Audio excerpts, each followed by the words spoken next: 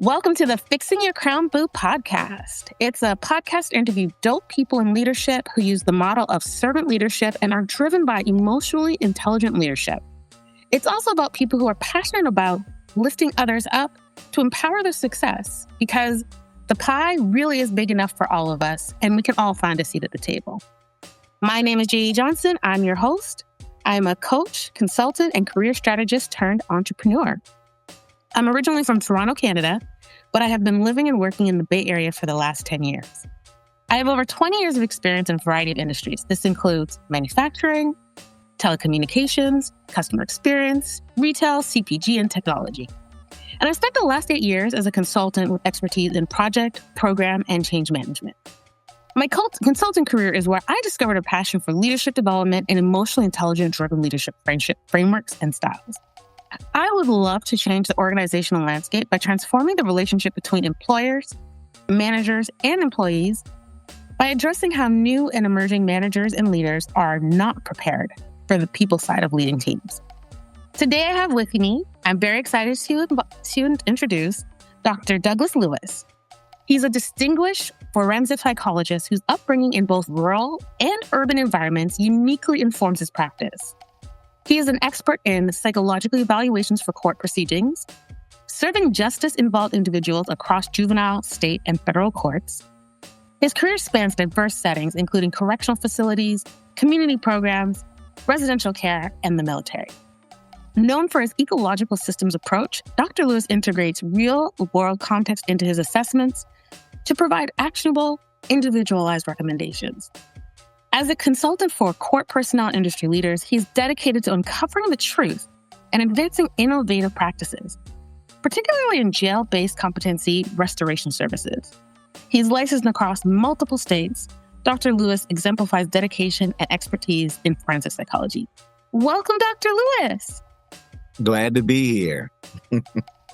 So glad to have you. I'm so excited to hear more about you and your leadership styles.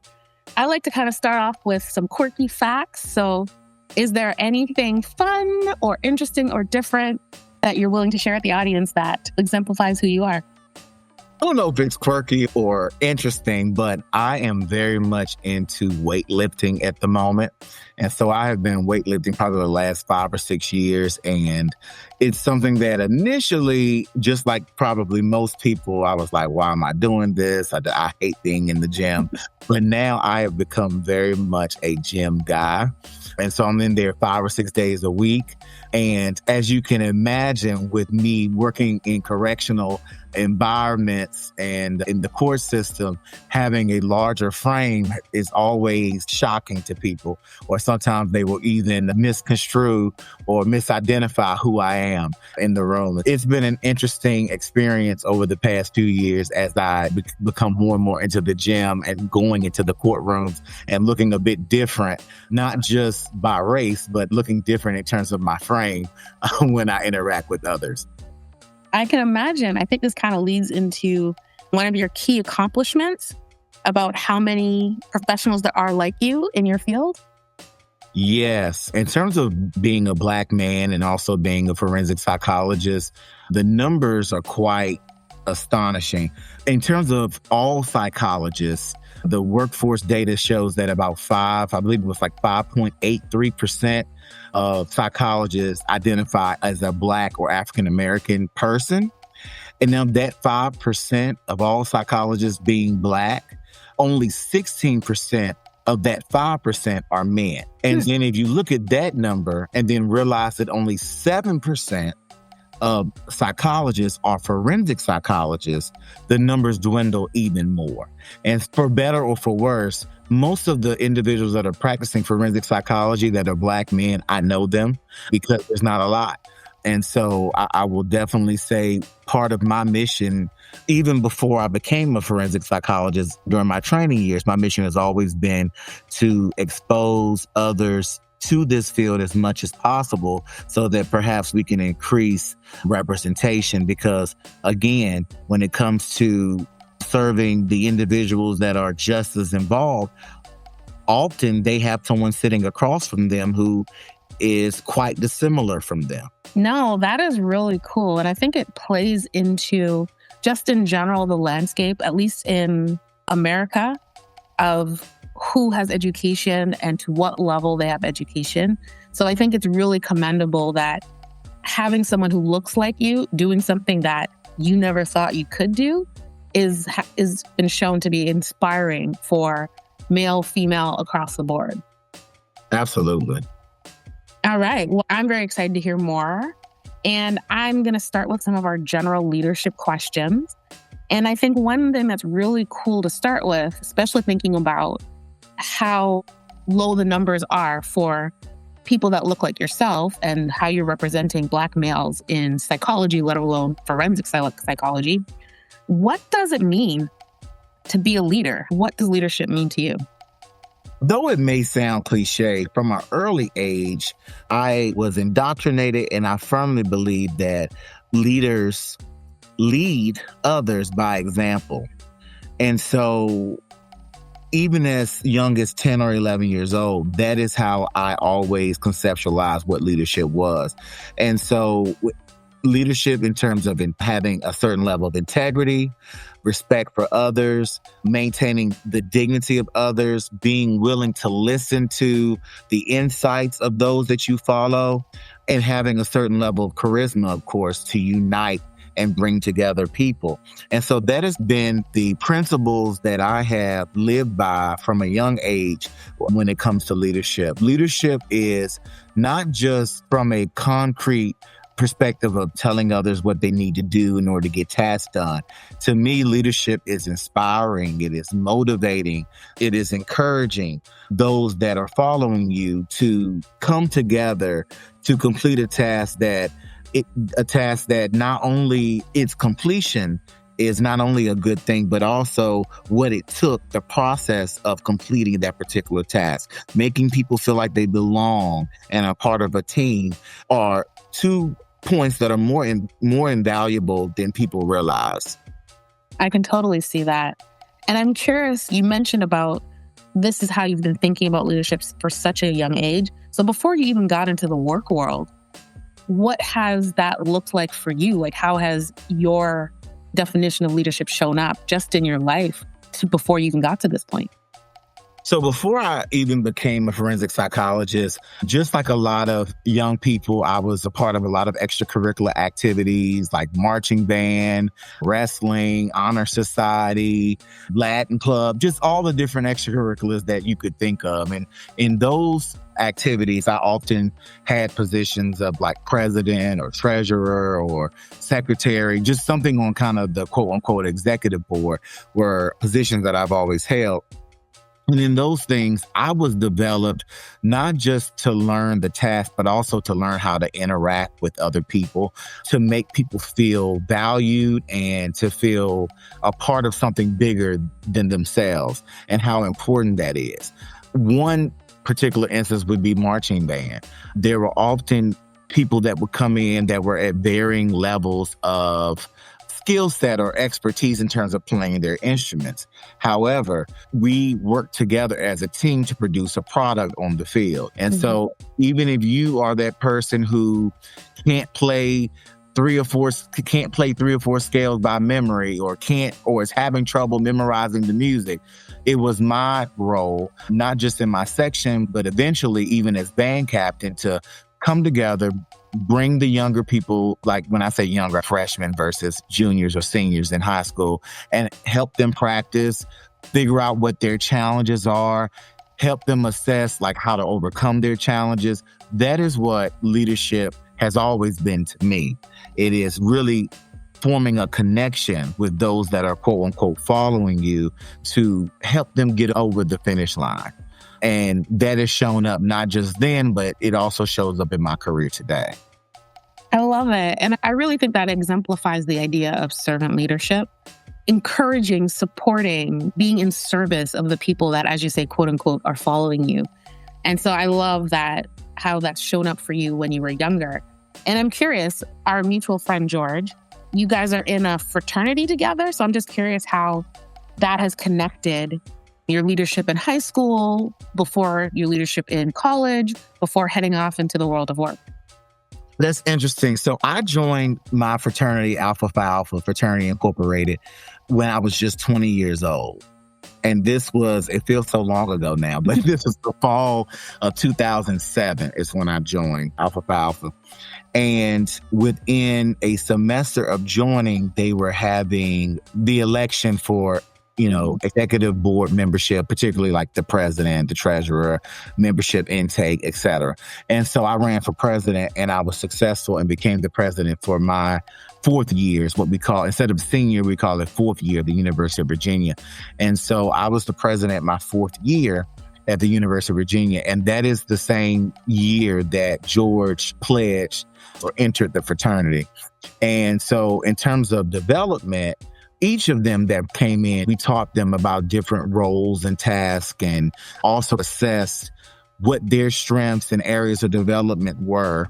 And by the time the next year was rolling around for elections, interestingly, George actually ran for president, and then he became the next president of our chapter of Alpha Phi Alpha Fraternity Incorporated. And again, there's this kind of underlying theme, particularly with me when it comes to leadership, is building others up. And a lot of people fall into leadership roles, and they're so focused on getting a task done or making sure that people are in place, that they have bodies to get this done or to manage this or that, instead of really forming a connection with others and really doing an assessment, a collaborative assessment with those people to figure out, okay, what are their goals in life? What is it that feeds them, that they're looking to do, and helping them get there. So I guess in some ways, in terms of servant leadership, with me, it has been a form of mentorship, and, is how other people might characterize it. And I think that personally, and I'm a little biased, of course, I think that is the best way to lead, because we live in a society now, too, where loyalty, or for lack of a better word, or just having a need or the desire to remain with an organization or with the group is sometimes fleeting. And I think that part of that, the reason why it's so fleeting, is because organizations or businesses or companies are no longer really investing in the team, investing in making people feel a part of something bigger than themselves, or making people feel as if they're invaluable. And I don't mean it in a superficial or an ingenuine way, or inauthentic way, but I mean it really, truly, like you are a part of this, and making them feel welcome. And I think that really makes the difference. In short, I know this has been a long answer, but in short, when I think about growing up where people would stay in positions for 20 or 30 years, that's unbelievable now for our generation. And I think in part that's because of how the company vision or the zeitgeist of the time or the spirit of the time is so different now, where it's just you get yours and I'm gonna get mine. And I think that there's certainly pros and cons to both, but a major con is that people aren't feeling aligned or connected as much anymore. I think you hit a lot of things on the head. I've had this conversation. I was very lucky to speak with a lovely lady named Tiana Sanchez. She's a leadership who does consulting and coaching for organizations to help build their leadership function. And she did a talk for this group I'm a part of called Afrotech Insiders. And one of the things that she said that blew my mind away was she'd done some research, and in her research, she found that 82% of managers are miscast in that role. And a piece of that was they might be great to do the things, and that's why they got promoted, but and maybe they can even figure out how to manage the process of the things people are doing. But so few of them are actually taught the people side of leading teams. And that people side of leading teams is everything that you're talking about and more, right? Being able to have conversation. How do you have juicy conversations about organizational goals and individual goals if you're not even welcoming them into the team, right? Like, how do you... Absolutely. How do you have that psychological safety to have conversations like that if there's no connection built, as you said? So I think you hit the nail on the head when you talk about that creation of connection, getting to know one another, serving, being in service of the person, right? You have the goals of the organization, but you also need to be in service of your people. Because that's when people feel productive, motivated, and engaged, when they have bosses and leaders that do more than just manage a process. They actually lead the team, motivate them, and engage them. Absolutely. Yes. All right. So we talked a little bit about before getting into the wonderful world of work as we now know it as senior adults.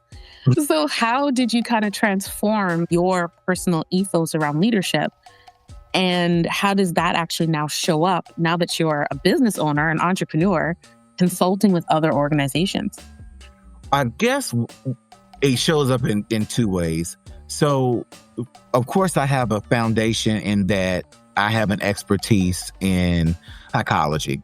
And not only just psychology, but then my subspecialty in forensic psychology. So a lot of the work that I do is involved with either the criminal justice system or the civil justice system. And so I lead, of course, through that expertise and having a broad stroke level of exposure to all the different activities that fall into those umbrellas. But I think what sets me apart from others is that, as you mentioned, or what was said in my introduction, was that I very much originate from humble beginnings.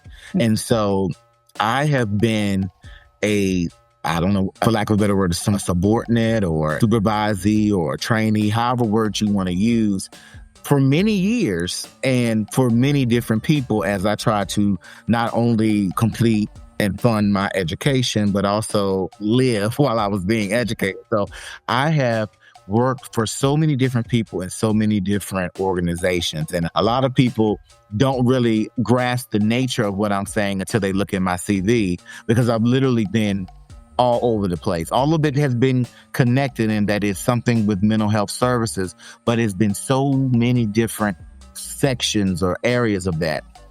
And coming from or originating from humble beginnings and seeing the lived experiences of people around me who they weren't the quote unquote leaders of their organizations, but they were dedicated to those organizations and companies, and hearing about their experiences and seeing what they were feeling in real time, but then also traversing that kind of journey myself and being underpaid. And so I have to work 2 or 3 different jobs at one time and also go to school. And I've had 12 or 13 years of education past high school.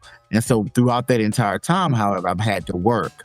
And so leading is very much two-pronged for me.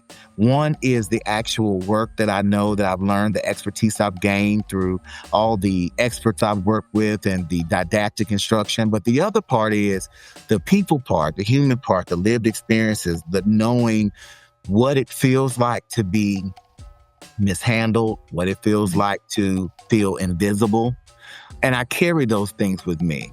And when I'm able to identify or see that in a company or in an organization or in a person, I'm able to speak to it in a way that feels authentic, because it is, and also give them nuggets in order to get over or get past that hurdle. Yeah, I can totally see how having the two sides of the coin is, as an entrepreneur leading your own organization, because I can't talk today, being able to, you have to lead and show up into rooms as this founder, this entrepreneur, but also having the other side of having to follow other people, seeing their pitfalls, seeing their great pieces, and how that can wrap into how you now carry yourself as a leader. I actually just had a thought. The term forensic psychology, I don't know if everybody in our audience really would understand it. So I'm just kind of curious if you want to do a little intro as to what does that actually mean as you lead your work. In short, forensic psychology is the application of psychological principles to answer or address court-related questions. That's typically, in a nutshell, what forensic psychology is. Now, how does that translate? The way that translates is that, for example, if you are particularly court involved or your work is court involved, the court might have questions such as these. Is this person competent to stand trial? Meaning, does this person possess the requisite or the required level of functioning to go through court proceedings. And typically, that when that is raised, or when that question is raised or said, it's usually because this person is exhibiting some symptoms of psychosis or have maybe an intellectual disability or intellectual deficits. And so they will call in a psychologist or a psychiatrist to do an evaluation to determine if they can proceed. Another question would be, was this person insane so a lot of people have heard about not guilty by reason of insanity. Even though you've heard about it a lot, perhaps, it is rarely used and it is rarely successful. But when it comes to that, we also, as forensic psychologists or psychiatrists, evaluate individuals to determine their mental status at the time of the offense. So determining if they knew right from wrong, or were they engaged in symptoms of psychosis or that type of thing. And those two questions are particularly is the person competent to stand trial? That question in particular actually is one of the most raised concerns across the United States. And so when it comes to evaluations, competency to stand trial evaluations are some of the assessments that are asked for the most. But then we also answer questions like, is this person likely to commit another violent offense? So we would do something called a violence risk assessment. Or if the person is accused of a sexual offense, then we may do something called a psychosexual evaluation. And so I'm going to do a shameless plug and say that for users or for individuals that are listening to the podcast, if you want to learn more about what forensic psychologists do, then please follow me at Proverbs Psychology on Instagram. And if you go to that account, you will see all the activities that forensic psychologists engage in. Thank you. I think that's really helpful to put into context all of your lived experience and the work that you do now and how you lead. And so that kind of makes me think about, as you're doing this field where representation of Black males, representation of Black people in general is on the lower side, I'm curious, as you move through working for others, now working for yourself, what was really a pivotal moment in your leadership journey? I think the most pivotal moment probably occurred while I was in training. In particular, I was a pre-doctoral intern at the Superior Court of the District of Columbia. And so before an individual can become a licensed psychologist, he or she must complete a year-long pre-doctoral internship experience. And you are a part of a match process similar to physicians having to match at a location. So I matched at the Superior Court of the District of Columbia, which unlike states, the Superior Court is usually funded by the state. However, if you are in the District of Columbia, it is a federally funded entity. And the reason why I tell you this is because that particular year, not only did I have to endure the longest government shutdown in United States history, meaning in 2019, I did not receive any money for working, because I was an essential worker. So I didn't receive any money for working for I believe it was 42 days, which doesn't sound like a whole lot. But if you're already not earning a lot of money, because again, we were pre-doctoral interns, and if someone Googles how much money is essentially paid and being in Washington, D.C., and you do the math, then you'll learn. However, my point is that it was pivotal to me because a lot of times, especially leaders or people in human resources, they don't want to talk about money. They kind of want to shy away from it, et cetera, et cetera. And to a certain extent, maybe in terms to keep emotions down, et cetera, maybe that was helpful. But to me, what was pivotal to me was that I was doing work that I knew that was invaluable, that was helping youth and their families. And often what I find, in particular with mental health professionals, is that just like our educators in this country, we work with people who have some of the highest level of needs. And our society does not allocate the proper funds to not only to support these individuals, but also the individuals like us who are providing services. We do not earn a lot of money. My first position in mental health, I had a 4-year degree from the University of Virginia and a 3-year degree from what is now called the University of Lynchburg. And I was making $32,000 a year.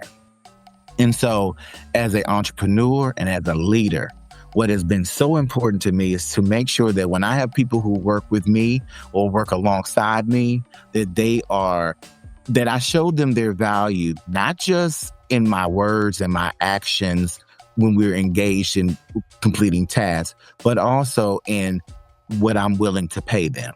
Many times very often psychologists complete psychological reports.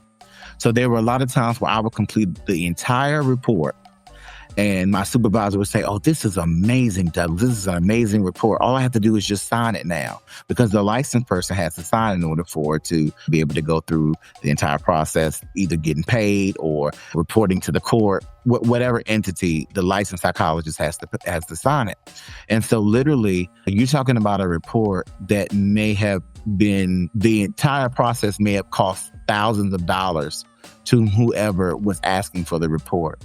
But me, who's done the entire thing, but I couldn't sign it, I only get paid $250.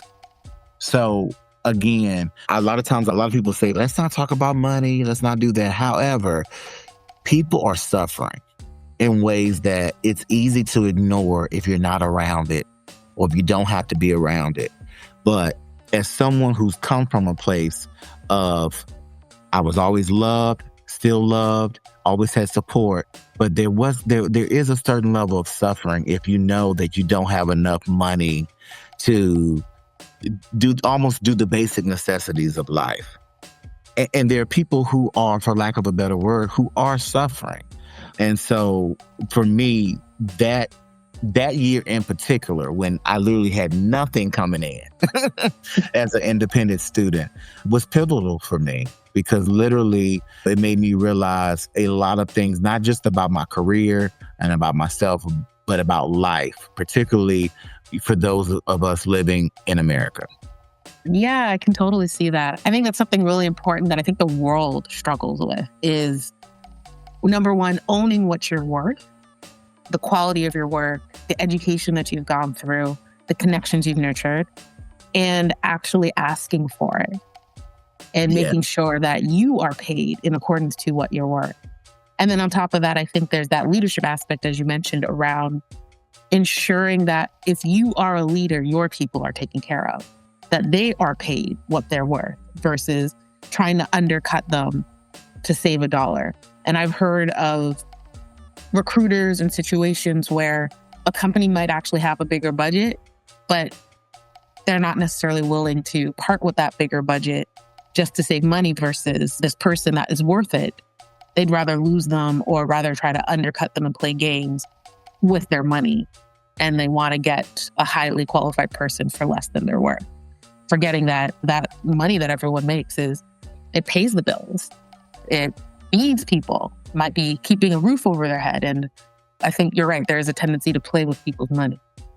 Yes, absolutely. And as an entrepreneur in particular, you're constantly trying to strike a balance, particularly when you know the level of expertise that you bring, you understand that your work product is actually exceptional, but the consumer may not know or may not be able to recognize the difference between what you're, particularly in my field, may not be able to recognize the difference between a fully comprehensive written report versus another report that both are answering the question, so to speak, but the work and the effort and the expertise that gets to the opinion or the final answer is remarkably different.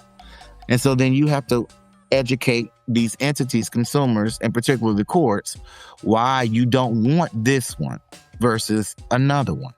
And so, again, this type of people, again, don't want to talk about money or talk about rates, but it is an extremely important part. And as a learner, a lifelong learner, for many years, I kind of took that for granted. Whereas, like, I'm learning, I'm getting exposure, and that's great. But that has its place and its time as well, because at some point you become the expert and you have a doctorate and you have a ton of student loans to repay. At some point, the rubber has to meet the road. Absolutely. All of this makes me wonder, like, how did you decide that this was going to be the field for you? Essentially, I always knew that I wanted to work with people. And one thing that I tell my mentees is that there's so many different ways that you can work with people. You don't have to be a counselor. You can be an attorney. There's so many ways to work with people. After I graduated from the University of Virginia with a degree in mathematics, I briefly taught at a high school. And I was teaching to youth that were considered, back then the term was at risk. It was youth who were involved who were either just as involved or were living in neighborhoods of violence, et cetera, who were struggling to obtain a high school diploma. Their stories were just remarkable to me, particularly since these were not what you would consider inner city kids because it wasn't a large city. But these were children in a rural area that were having challenges that some adults would shudder at. And at the same time that I was doing that, I was also a research assistant in the Department of Systems Engineering at the University of Virginia. And we were doing what was called a summative evaluation of a cultural exchange engineering program.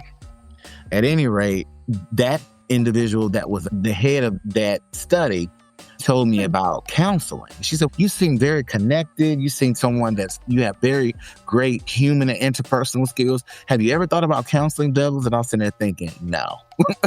What is that? Never heard of it for real. I applied to what is now called the University of Lynchburg's program in counselor education.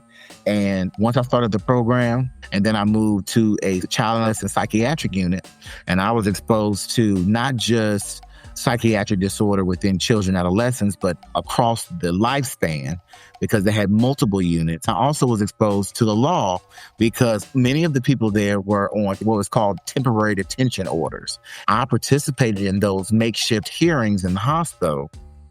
And I just thought it was so cool that as a mental health professional, I could be a part of that.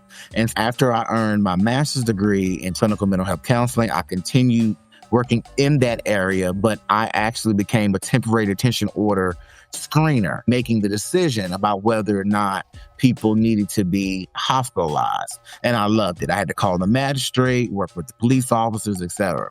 And so at that time, I was like, I want to do more in the area of law, and probably nothing more rewarding than talking to someone and seeing the genuineness of being heard and seeing the emotional expression that they give. 100% enjoy, and I'm happy that I have chose this journey.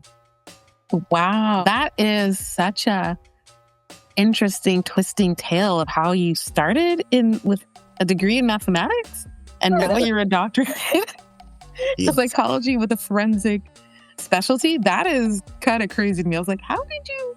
It makes sense, but when you hear just the two terms, you're like, how did those two go together?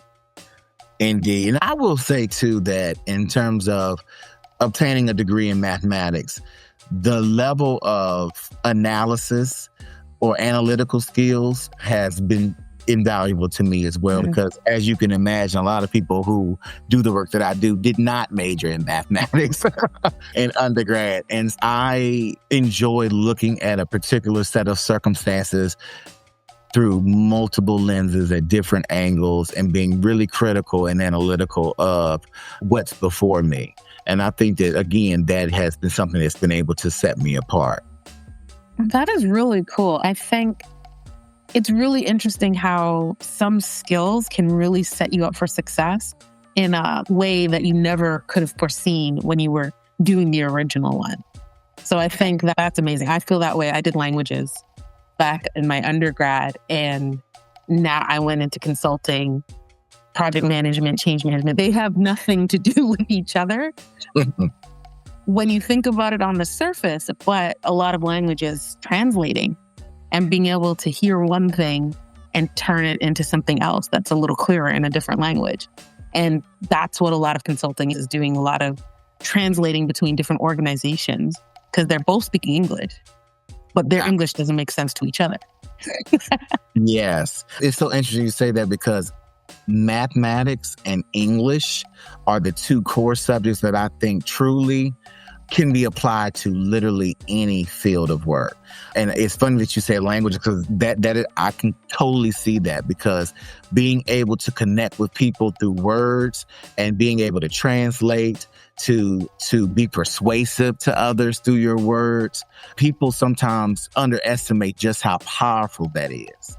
Absolutely. I think for me, languages I did French, Spanish, and Mandarin. Yes, in time. Yeah, we know I was a little crazy as a kid. In hindsight is always 20/20. But doing these different languages really taught me a lot about culture and how words change and move from one language, aka culture, to another, and how some of them are. Mandarin is far more interconnected to how you learn a language than you would really expect if you learned French and Spanish. I won't go into it. I can talk about it for 100 hours. But the skills that I got in understanding languages and what's behind it, the cultural references, how to move from one language to another, surprisingly enough, was very helpful as a consultant, was very helpful as project management and change management. It really, I don't know, it did something to my brain that apparently connected. So I get where your jury was like, psychology, they don't, what? So I totally could see that. So just as we wrap up, I'm curious as you've thought about this journey that you had, you were saying 12, 13 years of schooling beyond high school, and your journey through going from mathematics to working within the penal system to helping with mental health and helping the courts be able to make those people heard who may be underrepresented, from hearing people hearing them and their story and seeing the person behind maybe the crime. I'm just curious as to what do you feel has been your biggest struggle as a leader? In full transparency, my biggest struggle as a leader has probably been navigating the roadblocks that gatekeepers have put in place. And so what do I mean by that? Particularly in my field, and I'm sure that in other fields it's the same, it's similar, that there are people who I am still technically considered an early career psychologist. So there are people who are considered senior psychologists or mid-career psychologists, et cetera. And so they hold certain roles, certain positions, or certain contracts. And network is, as everyone always says, which also sounds a bit cliche, but it's very true, network, aka who you know, is likely more valuable in a lot of ways than what you know. And so my biggest challenge has been, particularly some of the goals and the aspirations that I have, is that there are people in positions or who have certain contracts who engage in gatekeeping. And so if they don't know who you are, if you're not connected by one degree of separation, or if you seem to be competition, or you seem to be a disruptor of sorts, then they will put roadblocks or hindrances in place, or they will refer people that they know, even though those people may not be best suited or best skilled.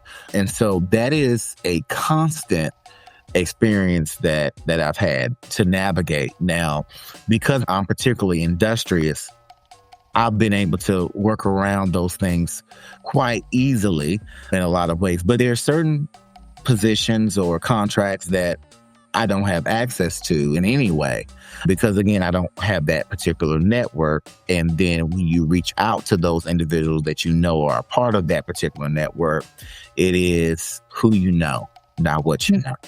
And so again, that's probably the greatest challenge. And if you are particularly ambitious in your field and you have high heights or sights, it is more than likely that you have experienced it, but you don't realize that's what you're particularly going through. But gatekeeping has been particularly troublesome. And people who are older than me that are mid-career, Generation X, have conveyed positions like, well, we just got to all wait our time and that time will come. And those things are great. And I do think that the passage of time allows us to develop in ways that we're able to take on certain tasks and responsibilities in a way that's productive and that doesn't overwhelm us. But there are also times where the passage of time is just a euphemism for not right now because this is my piece of pie. I don't want you to compete with me right now. I want you to stay in your place right now. And so that has been my greatest challenge thus far. And that plays right into kind of the theme of why I'm doing this podcast is I think that the more we uplift others, the pie is not finite. It's not a zero-sum game. The pie is actually exponential. The more you help people, the more people get into it, the more people are putting money into things, the more the pie grows. And so it's a very interesting conundrum, especially I think that we've got this transition happening of the old school way of doing things. And this new school way of doing things is due to technology. Technology moves at an exponential rate, not a linear rate.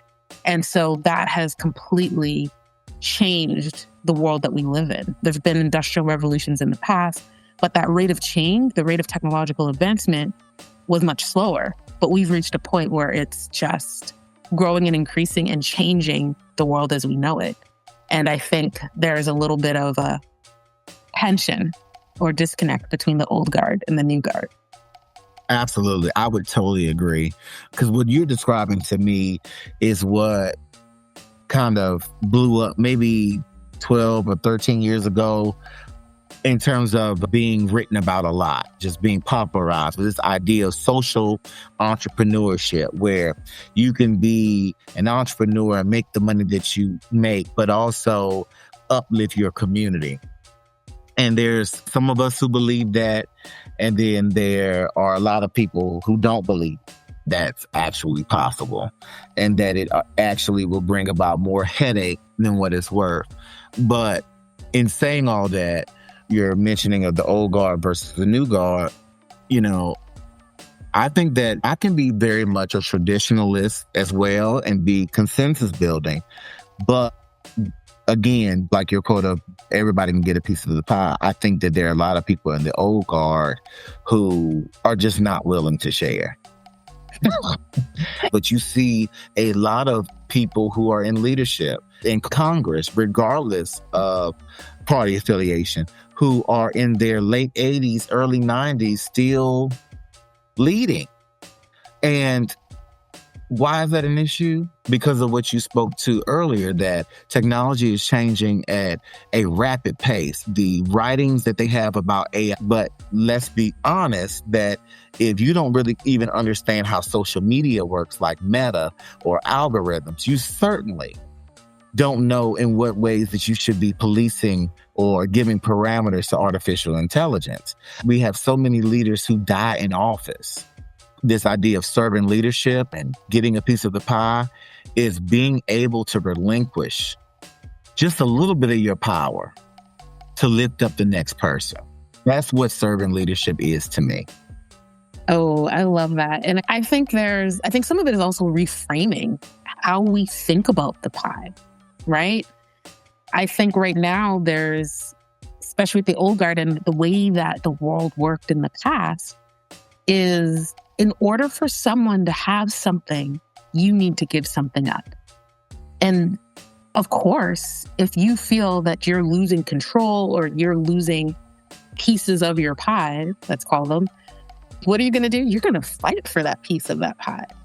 And I think part of what I'm hoping for this podcast to do is help us think about this pie in a different way, and to think about it in the way that If we frame it by thinking, if we join more people to this pie with their skills, with their intellect, with their economic power, you actually put more economic power in the pie. And this pie gets bigger and bigger. And I feel like that's a reframe that is different for the old guard, for how the world operated in the past. And I think if we want to make changes and have impact in this world, that reframe is going to be key and crucial, that we're not giving up things, we're sharing. And in sharing, we're making more and new things. Absolutely. And sometimes there are different ways to package it so that it is digestible for people. And so for me, when I talk about older adults, sometimes it's not necessarily, quote unquote, giving up power, but it is reframing what power looks like as well. You may not be the one, I talked about politics a second ago. You may not be the actual one casting the vote, but you serving in positions of consultancy, really explaining how things work or how things have worked and enriching the new generation is certainly a form of power. I think all successful people have a teacher or a school counselor or some adult who was pivotal in shaping how they see the world. And so to me, that is probably one of the most powerful sources of influence, is shaping the worldview of others and pouring into them. And maybe through this podcast and through continuous conversation, people will understand that power looks different as well. And it shows up in different ways if you allow it to. I think that hit the nail on the head. What is power? Power is not just one thing. Power is composed of multiple things, and influence can be power. Look at cancel culture. Absolutely. Yes. So reframing what power actually looks like. And I don't know, in my personal opinion, I feel like power is better when it's shared. Who wants to be at the top where it's lonely by yourself because you're hoarding all the power, versus bringing people with you and bringing the next generation and influencing how they look at the world and how they then move through the world, as you said, I think is really powerful. Absolutely. And to your point just now, just from a practical standpoint, historically, we know that when one person has too much power or all the power, there is suffering. There is human suffering. There is a worsening of the human experience when there's one person essentially calling the shots. So having shared power helps us in innumerable ways because you have different ideas, different ways of being, different ways of living. And in speaking to that, I just think about even going to college for me was such a life-changing experience because I actually didn't realize how differently people can live and how differently people can carry out, how differently people can complete the same task that you've seen your grandma do or your mom do or your dad do. But when you get exposed to a new culture or a different set of people, you're like, wow, that's how they do this? And this is how they do it? Okay.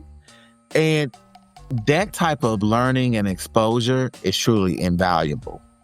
Oh, yeah. Something, I was reading an article on LinkedIn, and I'm terrible at references, so I can't refer to who wrote it. But what they said in this article was about founders. And as I'm becoming an entrepreneur and founding my own startup, is that they said that the best founders are founders who are very clear on the outcome and the vision that they have, but they're not as tied to the way to get there. I think that's so powerful. Absolutely is. Because some of the people who I hold to be some of the greatest entrepreneurs certainly had vision, but the way that they brought it together, you can just see. And I think about a lot of the tech giants and how they have developed and changed over the years. Say what you want, feel how you want about Mark Zuckerberg, but my God, I would have never thought that we would be here from 2004, 2005 when I first joined Facebook. life has changed dramatically since 2004, 2005. But having a vision of having something bigger or greater, but being truly open and bringing in the best thinkers really is invaluable. Exactly. And the idea that different thoughts, different ways of doing things, as you pointed out, that can be better than the way that you know of, because you don't know everything. No one person knows all the things. And so relying on others' thoughts. The grad school I went to was an international business school, and I think there was something like 92 countries represented. It was really amazing to see how people, for better and worse, how they approached things. And I really had to let go that my way was the only way. I think my dad always said, my way or the highway. So that kind of gets stuck in your head. And recognizing that your way could be good, but another way could be just as good. And it could be better. It could also be worse. But being open to seeing whether it's going to be the best or even just as good, and letting go of that control, I think, is a reframing of how power works and how sharing power allows for a multiplication of ideas versus going into deficit. Absolutely. And last thing that I would add is also being open to making a new thing or a new way of doing it. Because what has been very beneficial to me is that I have had training experiences that have been broad and varied. And so I've been able to take a little here, take a little there, and create the way it is that I do these things. It's not one way, completely discarding one thing to take on a new thing, but actually blending of multiple things, I think has been quite beneficial to me. So sometimes it might not be saying one way is better than the other, or discarding that particular one that's less useful, but maybe coming together and blending the two or three things. I am the ultimate stealer of things of other people. I'm like, woo!